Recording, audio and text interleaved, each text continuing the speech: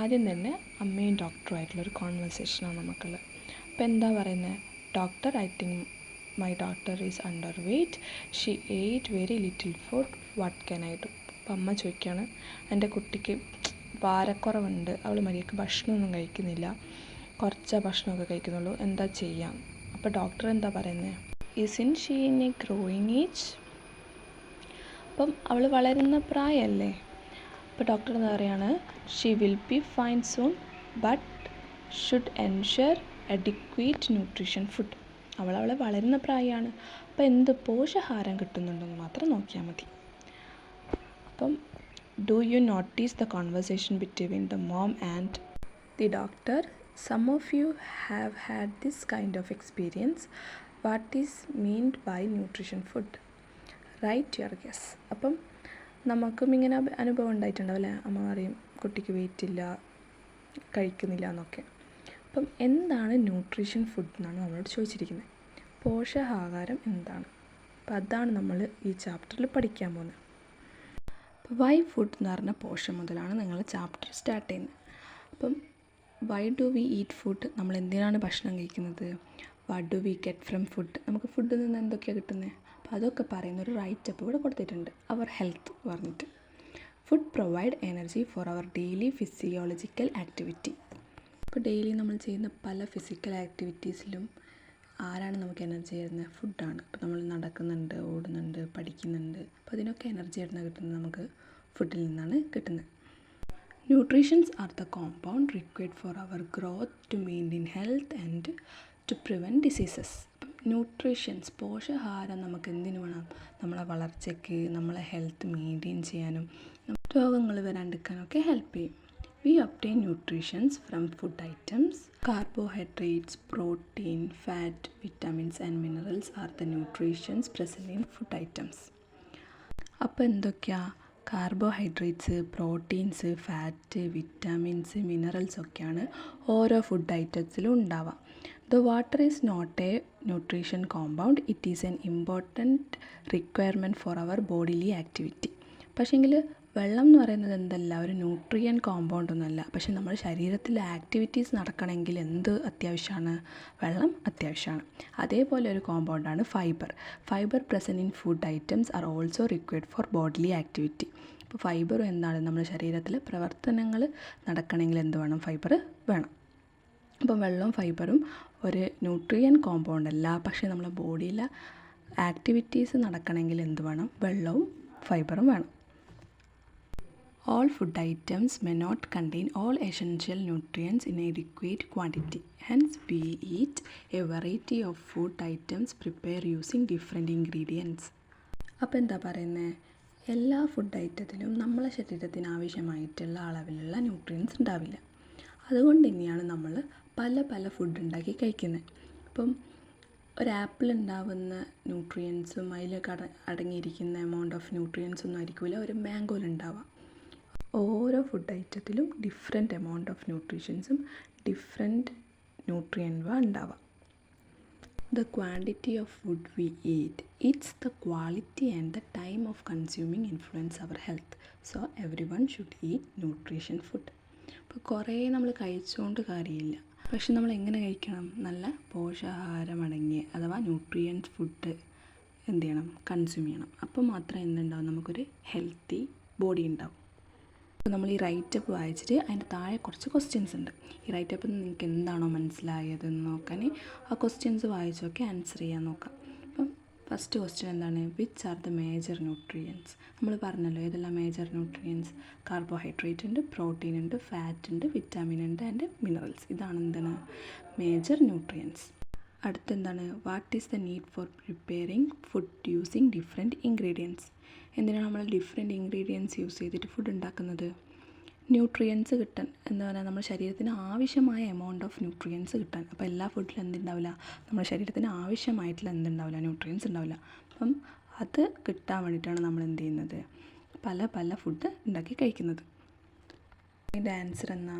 All food items may not contain all essential nutrients in adequate quantity.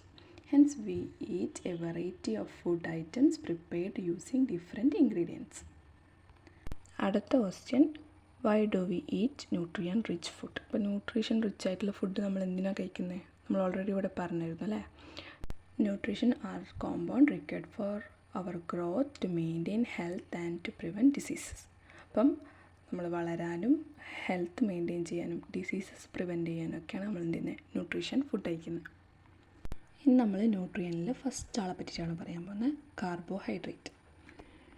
കാർബോഹൈഡ്രേറ്റിൻ്റെ main ജോലി എന്ന് വെച്ചാൽ നമ്മളെ ശരീരത്തിന് എനർജി തരിക എന്നുള്ളതാണ്. അപ്പം energy required for the body is mainly obtain from carbohydrate. ശരീരത്തിന് വേണ്ട എനർജി ഏറ്റവും കൂടുതൽ നമുക്ക് കിട്ടുക കാർബോഹൈഡ്രേറ്റിൽ നിന്നാണ്. Carbohydrate is found in food item in different form like starch, sugar, glucose, cellulose and fibres.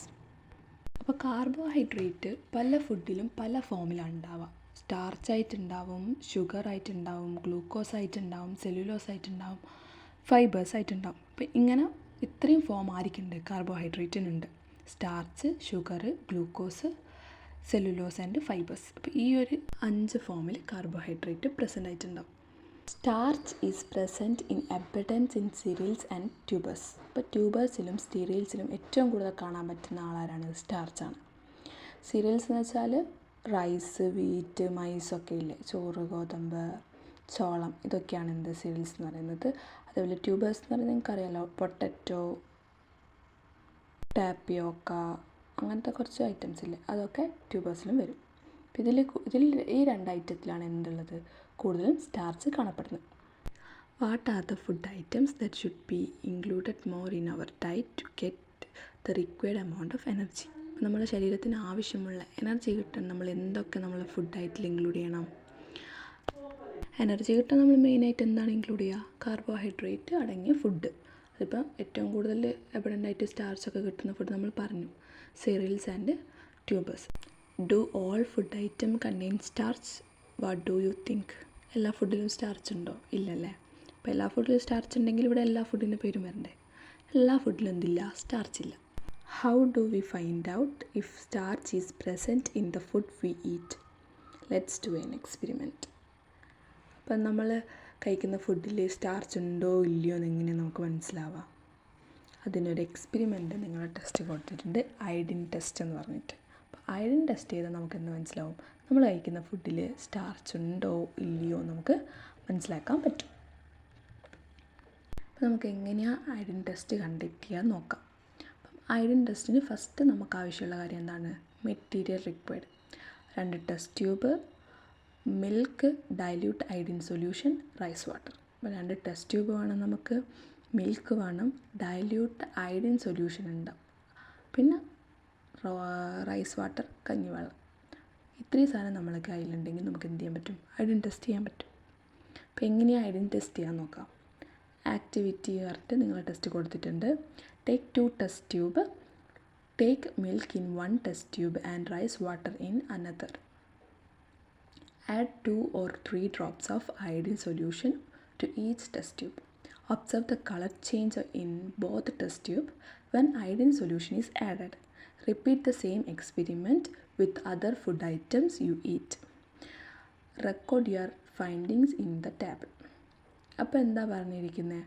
2 test tube എടുക്കുക. അതിൽ ഒരു ടെസ്റ്റ് ട്യൂബിൽ മിൽക്കും ഒരു ടെസ്റ്റ് ട്യൂബിൽ റൈസ് വാട്ടറും നമ്മളിപ്പോൾ എടുത്തു. അതിലേക്ക് 1-2 ഡ്രോപ്പ് എന്തിട്ടിക്കുക? അയഡിൻ സൊല്യൂഷൻ ഇട്ടിക്കുക. എന്നിട്ട് എന്തെങ്കിലും ചേഞ്ച് സംഭവിക്കുന്നുണ്ടോ എന്ന് എന്ത് ചെയ്യുക? നമ്മൾ ഒബ്സർവ് ചെയ്യാം. അപ്പോൾ നമുക്ക് ഒബ്സർവ് ചെയ്യുമ്പോൾ കാണാൻ പറ്റുന്നത് എന്താണെന്ന് വെച്ചാൽ, ഒരു ടെസ്റ്റ് ട്യൂബിൻ്റെ കളർ ഡാർക്ക് ബ്ലൂ ആവും. ഏതാണ് ഡാർക്ക് ബ്ലൂ ആവുന്നത്? When iodine solution combined with starch A dark blue colour is formed. അപ്പോൾ ഏത് ഫുഡിലാണോ സ്റ്റാർച്ച് ഉള്ളത് ആ ഫുഡിൽ അയഡിൻ സൊല്യൂഷൻ ഒറ്റിക്കുമ്പോൾ എന്താവും? ഡാർക്ക് ബ്ലൂ എന്ന് പറഞ്ഞൊരു കളറ് വരും. Depends on the quantity of starch the intensity of blue colour varies. Starch നല്ല സ്റ്റാർച്ച് കണ്ടിട്ടുണ്ടെങ്കിൽ എന്ത് പറ്റും? നല്ല ഡാർക്ക് കളറിൽ എന്ത് ചെയ്യാൻ പറ്റും? നമുക്ക് കാണാൻ പറ്റും. ബ്ലൂ നല്ല dark blue, intensity of blue എന്ത് ചെയ്യും? കൂടും. സ്റ്റാർച്ച് കണ്ടൻറ്റ് കുറവാണെങ്കിൽ ഒരു ഡാർക്ക് ബ്ലൂവിൽ നമുക്ക് എന്ത് ചെയ്യാൻ പറ്റും? കാണാൻ വേണ്ടി പറ്റും. അപ്പം ഏത് ഫുഡിലാണോ സ്റ്റാർച്ച് ഉള്ളത് ആ ഫുഡിലാണ് എന്ത് ചെയ്യുക? ബ്ലൂ കളറാവുക. ഇല്ലാത്ത എന്താവും? കളർ ഡിഫറൻസ് ഒന്നും ഉണ്ടാവില്ല. നിങ്ങൾ ടെസ്റ്റിന് താഴെ ഒരു ടേബിൾ കൊടുത്തിട്ടുണ്ടല്ലേ, അതിൽ കുറേ ഫുഡ് ഐറ്റംസ് പറയുന്നുണ്ട്.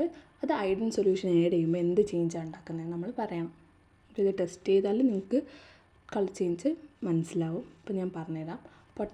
പൊട്ടറ്റോയിൽ എന്താണ് സ്റ്റാർച്ച് കണ്ടന്റ് ഉണ്ട്. അതുകൊണ്ട് തന്നെ എന്താവും, ഐഡൻ സൊല്യൂഷൻസ് ആഡ് ചെയ്യുമ്പോൾ ഡാർക്ക് ബ്ലൂ കളർ പ്രസൻ്റ് ആവും. കുക്കുംബറിൽ സ്റ്റാർച്ച് ഇല്ല, അപ്പോൾ എന്ത് ചെയ്യില്ല, കളർ ചേഞ്ച് ഉണ്ടാവില്ല. മൈദയിൽ എന്താണ്, സ്റ്റാർച്ച് ഉണ്ട്. വീറ്റിൻ്റെ റിഫൈൻഡ് ഫോമാണല്ലോ മൈദ, അപ്പം അതിലെന്തുണ്ട്, സ്റ്റാർച്ച് ഉണ്ട്. നമ്മൾ ഓൾറെഡി പറഞ്ഞു റൈസിലൊക്കെ സ്റ്റാർച്ച് കണ്ടന്റ് ഉണ്ട്.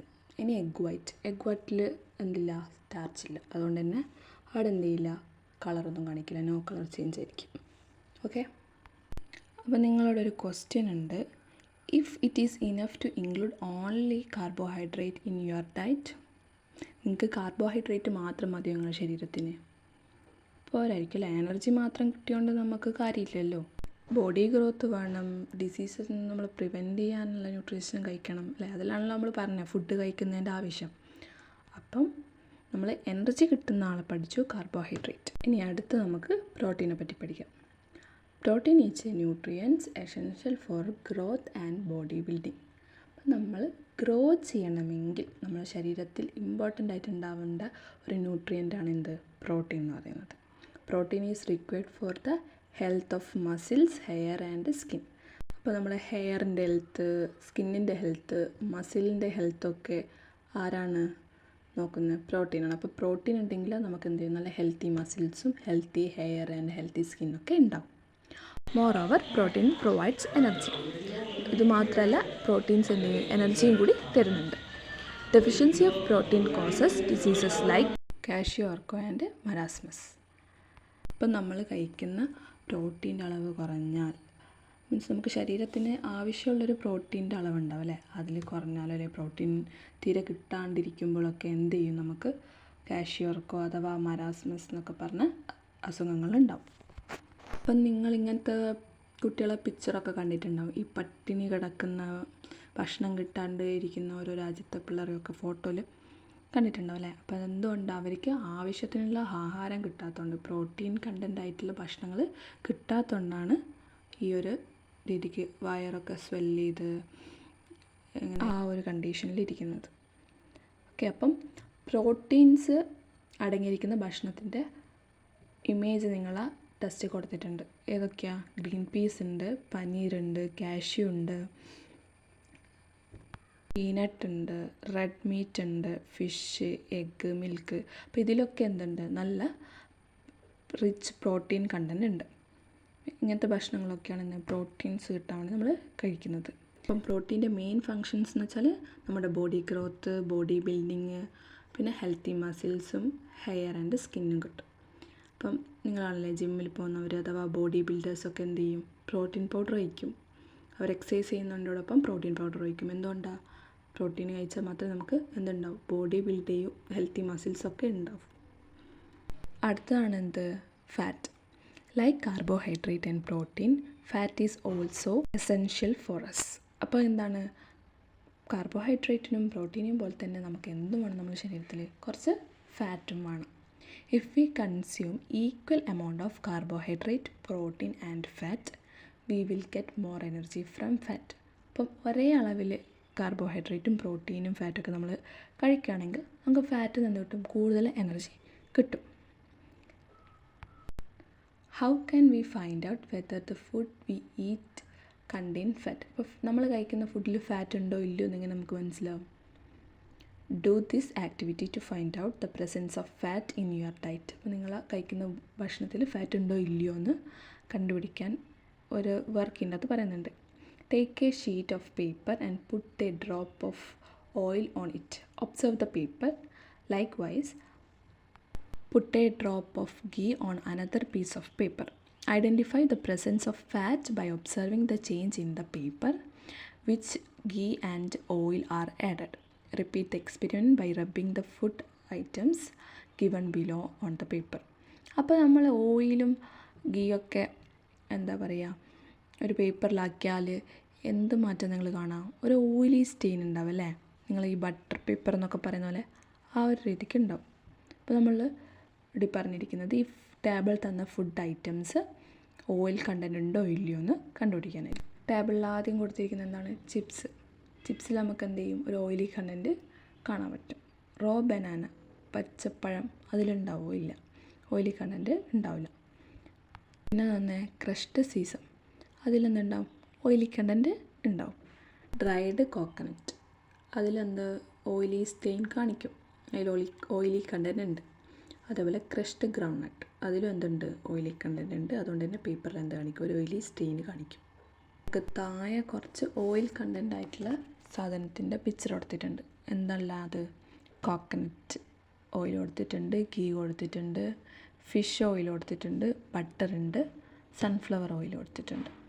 ഇനി അത് ക്ലാസിഫൈ ചെയ്യാനാണ് പറഞ്ഞത്. ഫാറ്റ് ഒബ്റ്റെയിൻ ഫ്രം പ്ലാന്റ്സും ഫാറ്റ് ഒബ്റ്റെയിൻ ഫ്രം എനിമൽസും. പ്ലാന്റ്സിൽ നിന്ന് ഒബ്റ്റെയിൻ ചെയ്യുന്ന ഫാറ്റ് ഏതൊക്കെ ഇതിലുള്ള? കോക്കനട്ട് ഓയിലും സൺഫ്ലവർ ഓയിലും. പിന്നെ അതേപോലെ എനിമൽസിൽ നിന്ന് ഒബ്റ്റെയിൻ ചെയ്യുന്നതോ? Fish oil, ghee, butter. Okay, അതിൻ്റെ താഴെ ഒരു നോട്ട് ലിങ്ക് കൊടുത്തിട്ടുണ്ട്. Majority of food items like vegetables, rice, wheat etcetera contain small amount of fat. അപ്പം പുതിയോളം വെജിറ്റബിൾസിലും റൈസിലും വീറ്റിലൊക്കെ എന്തുണ്ട്? ചെറിയ എമൗണ്ട് ഓഫ് ഫാറ്റ് കണ്ടെയ്ൻ ചെയ്തിട്ടുണ്ട്. അടുത്താണ് നമ്മൾ പഠിക്കാൻ പോകുന്നത് cholesterol. Have you heard doctors advice not to eat too much fatty food? ഇപ്പം കൂടുതൽ ഓയിലി കണ്ടൻ്റ് ആയിട്ടുള്ള ഭക്ഷണം കഴിക്കരുതെന്ന് ഡോക്ടർ അഡ്വൈസ് ചെയ്യും അല്ലേ? എല്ലാവരോടും പറയായിരിക്കും അധികം ഓയിൽ കണ്ടൻ്റ് ആയിട്ട്. അപ്പം നമ്മൾ 4 മണി പലഹാരം എന്നിട്ട് കഴിക്കുന്ന ഫുഡൊക്കെ ഇല്ല, അധികം കഴിക്കാൻ പാടില്ല എന്നൊക്കെ പറഞ്ഞ് നമ്മൾ അഡ്വൈസ് ചെയ്യും അല്ലേ? What could be the reason? എന്തുകൊണ്ടായിരിക്കും? Cholesterol is a form of fat. Cholesterol എന്ന് പറയുന്നത് ഒരു ഫോം ഓഫ് ഫാറ്റാണ്, ഫാറ്റിൻ്റെ വേറൊരു ഫോമാണ്. A moderate amount of cholesterol is required for our body. അത്യാവശ്യം നമ്മുടെ ശരീരത്തിന് ഒരു എമൗണ്ട് ഓഫ് ഫാറ്റ് എന്ത് വേണം? ആവശ്യമുണ്ട്. If there is an excessive cholesterol in the blood, it get deposit in the inner wall of blood vessels and prevent blood flow. അപ്പോൾ നമ്മൾ ആവശ്യത്തിലധികം കൊളസ്ട്രോൾ നമ്മുടെ ശരീരത്തിലായിക്കഴിഞ്ഞാൽ എന്ത് സംഭവിക്കും? അത് നമ്മുടെ ബ്ലഡ് വെസൽസിൽ പോയിട്ട് എന്ത് ചെയ്യും? ഡെപ്പോസിറ്റ് ചെയ്യാൻ തുടങ്ങും. ഇങ്ങനെ കൊളസ്ട്രോള് ബ്ലഡ് വെസൽസിൽ പോയിട്ട് ഇങ്ങനെ ഡെപ്പോസിറ്റ് ചെയ്യും. അപ്പം എന്ത് നടക്കില്ല? ബ്ലഡ് ഫ്ലോ നടക്കില്ല. നമുക്ക് ഹാർട്ടിൽ നിന്ന് നമ്മളെല്ലാ ഓർഗൻസിലേക്കും എന്തുണ്ട്? ബ്ലഡ് ഇങ്ങനെ പമ്പ് ചെയ്തുകൊണ്ടിരിക്കുന്നുണ്ട് അല്ലേ? അപ്പോൾ ആ ഒരു ഫ്ലോ എന്ത് ചെയ്യും? തടസ്സപ്പെടും. അങ്ങനെ ബ്ലഡ് ഫ്ലോ തടസ്സപ്പെടുമ്പോൾ എന്ത് ചെയ്യും? This may cos fatal diseases like stork and heart failure. അപ്പോൾ എന്ത് ചെയ്യും? നമുക്ക് സ്റ്റോർക്ക് പോലത്തെ അസുഖം, ഹാർട്ട് ഫെയിലിയർ പോലത്തെ അസുഖമൊക്കെ വരും. കാരണം ബ്ലഡ് ഫ്ലോ ഉണ്ടാകുന്നില്ലല്ലോ. അപ്പോൾ എന്ത് ചെയ്യും? ബ്രെയിനിലൊന്നും എന്തെത്തൂല? ബ്ലഡ് എത്തൂല. അങ്ങനെ നമ്മുടെ ബ്രെയിൻ ഫങ്ഷനൊക്കെ നിൽക്കും. അങ്ങനെ നമുക്ക് സ്റ്റോർക്ക് വന്ന് മരിക്കും. ഓക്കെ, അപ്പോൾ അതാണ് സ്റ്റോർക്ക്, ഹാർട്ട് ഫെയിലിയർ. തന്നെ ബ്ലഡ് ഫ്ലോ ഉണ്ടാകാണ്ടിരിക്കുമ്പോൾ ഹാർട്ട് എന്ത് ചെയ്യും? ഫങ്ഷൻലെസ് ആവും. അങ്ങനെ നമ്മൾ ഡെത്തിൽ വരെ എത്തും.